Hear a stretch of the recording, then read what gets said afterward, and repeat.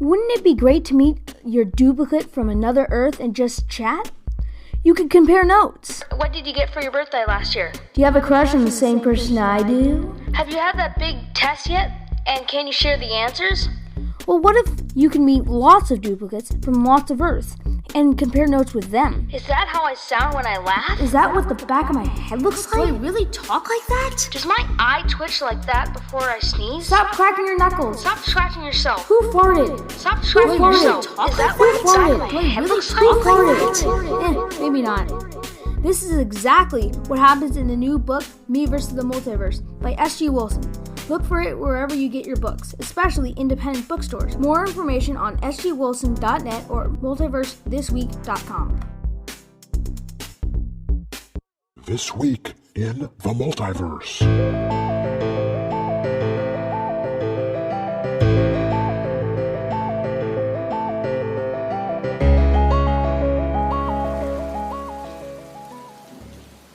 Come play with us. We're lonely. Come play with us. We're lonely. Come play with us. You can ask all you want. It's not going to happen. Want to play a game? Nope. Sorry. Want to play a game? I know better than to go off and play with some Victorian ghost kids. And twins, no less. Want to play a game? Seriously, no thanks. Anyway, I'm S.G. Wilson, and welcome to this final Halloween edition of This Week in the Multiverse, the podcast about parallel Earths. You know, places like Earth 2020, where kids forget to remind their parents to vote and life stinks there. Or Earth 2018, where kids remember to remind their parents to vote and everything has the potential to work out a lot better. Anyway, like I say, this is the Halloween in the Multiverse season, the season finale. Maybe even the final episode of the whole podcast if I don't survive here. Want to play a game? I'm on Earth 13, and I'm stuck in the trailer of a phantom big rig diesel truck that some ghost truckers at a ghost truck stop cursed me to drive for eternity. Want to play It's kind of a long game? story. Anyway, if all that wasn't enough, I've got students from the Hook-Handed Killer by the Want Side to of the play Road a game? Preparatory Academy outside the truck's trailer doing Lord knows what to my best bear friend Want to Smokey, play a game? who sacrificed himself so I could barricade myself in this trailer Want to play a and game? feel really guilty Want to about play a that. game? It's not Want even to safe play a here game? because it Want to turns out play this a whole time game? I've been hauling ghosts, like these creepy Victorian ghost twins. Want to play a game? Well, what if I said yes? What games do Victorian ghost children play? Do you still play those old-timey games like Jacks and Tiddlywinks or that thing with the hoop where you roll it with the stick? Want to play a game? Or have you discovered video games, maybe? Want to play a game? Have you played Fortnite? Are we there yet? Oh, you say other things too. I didn't Are realize. we there Well, yet? no, we're not there yet. Like I say, the truck broke down and we're under attack from hook-handed killers in training. It's their final exam, apparently. Are we there yet? No, we're not there. I just told you. I don't even know where we're going, quite frankly. It's a ghost truck. It was kind of driving itself the whole time. Are we there yet? I don't know. Maybe we're bound for some new house or preschool for you to haunt. I could drop you off. It'd be awesome. Are we there yet? Look, if you're bored, you can count out-of-state license plates or something. Are we there yet? We'll get there when we get there, okay? Oh, sheesh. Time to take my chances with some other ghost here. Get out. Hey, it's Casper, the haunted mattress from a few episodes back. How you doing? It's been a while. Get out. Tell me, what's it like to be a ghost mattress? I mean, do mattresses sleep? And if so, do they dream? And what do they dream of? Like feathers or down or something? Get out. Are you like made of memory foam? And if that's the case, what do you remember? Get What does it feel like when out. somebody farts into you? Get out. What goes through your mind when the known bedwetter climbs onto you for a night's sleep? Hey, stop pointing those springs at me. I was only asking. Get out. Okay, I'll move along, I guess. Sheesh. Doesn't look like those student hook-handed killers by the side of the road are going to be leaving anytime soon. I'll just move over here where you can't hear the rain and the acoustics are a little different. Oh, hi, I'm Gerald. Hey, you don't look like much of a ghost. Not like these other ghosts, at least. Thanks, man. So, what brings you to this phantom truck trailer? Just finding a new place to haunt. Oh, right. You're relocating to a new house, I guess. since Not you're a ghost. exactly. I've got the house already. I'm just moving it to a new spot. Huh? So you're moving a haunted house? Yeah, it's right here.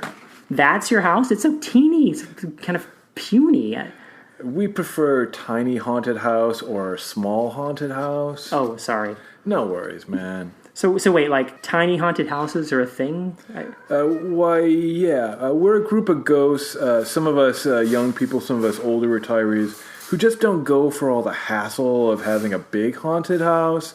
You know, there's the cost, there's the upkeep, the wasted energy. Yeah. I mean, we're asking ourselves, why do we have to haunt such big places? Why not haunt something smaller, something more efficient? I guess that makes sense. We're trying to haunt more sustainably, leave less of a ghost footprint. Well, that's good because ghost footprints are super scary.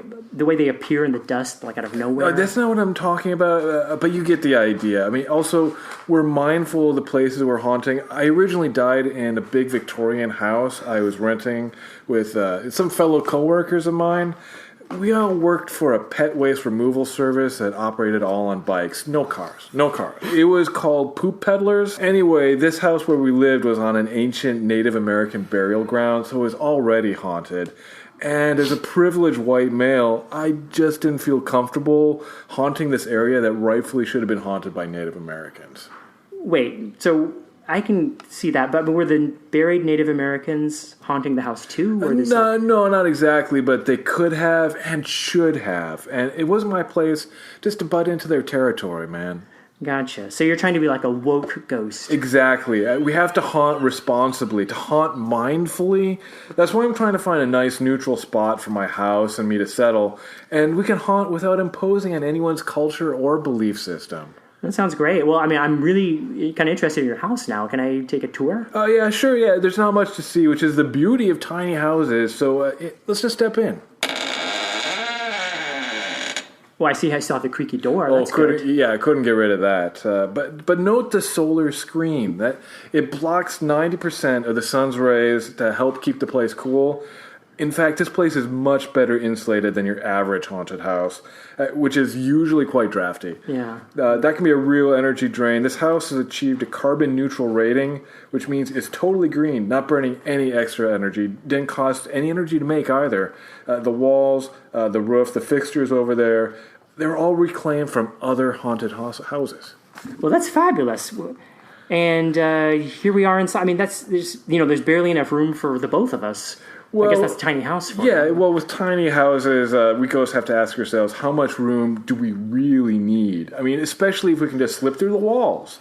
Heck, last night I was just hovering over the toilet. It was nice and cool in that spot. By the way, that very toilet has the highest rating for water conservation of any on the market right now. Mm. And I see you made room for the bats and cobwebs. It's kind of like a traditional haunted house, just in miniature. I'm glad you didn't have to lose some of that stuff. Yeah, same here. Those cobwebs count as insulation material and help to bring up the house's overall R-value energy rating. And the bats feed off any bugs that get in. That special tank collects their waste and uses it for fuel. It's a very, very self-sustaining system. That's great. And that explains the smell, too, I guess. It's impressive, though. You're using the traditional elements of a haunted house to be more eco and all that stuff. Well, SG, the world is in trouble, and we can't sustain this sort of ghost life we've become accustomed to. We've got to change the way we're living and dying. So true. Whoa, those student killers are really making some progress out there. They may be in here in no time.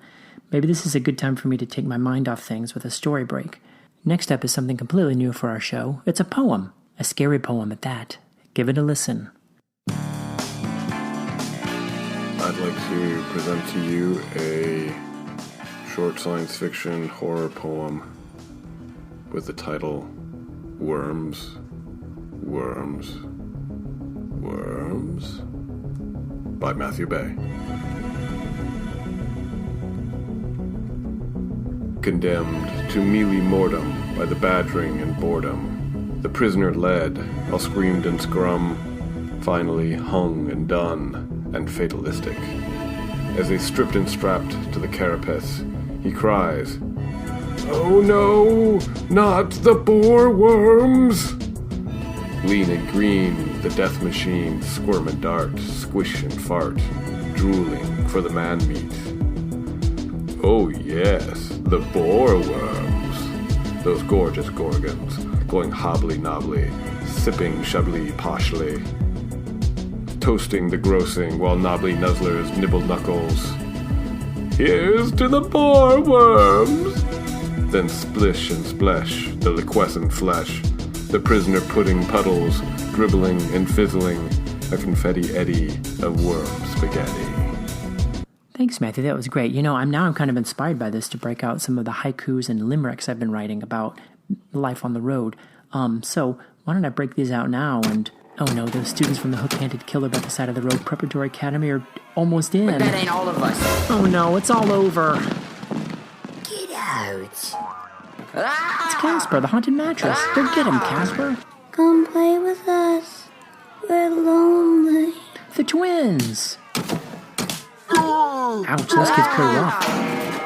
So that's how Victorians play games. Hi, why don't you take a look at this brochure on solar energy with me? Sheesh, that's the worst one so far, having to talk to Gerald about solar energy. Oh man, there are too many of them. What do we do?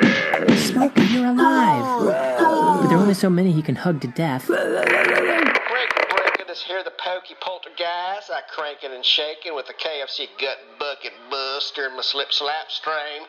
So condition your paws and defoliate your back, cause mercy sakes alive, we got us a ghost trucker convoy. A ghost trucker convoy?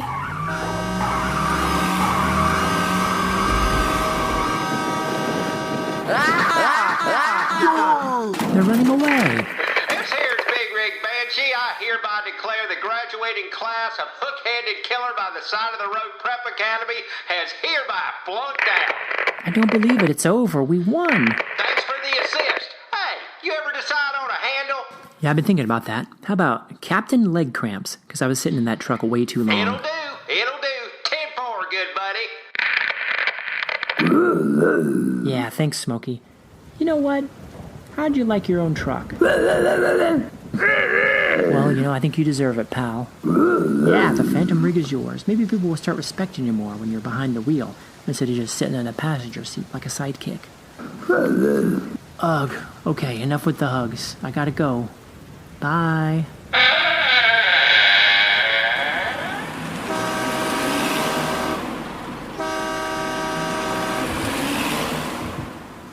Well, that wraps up that.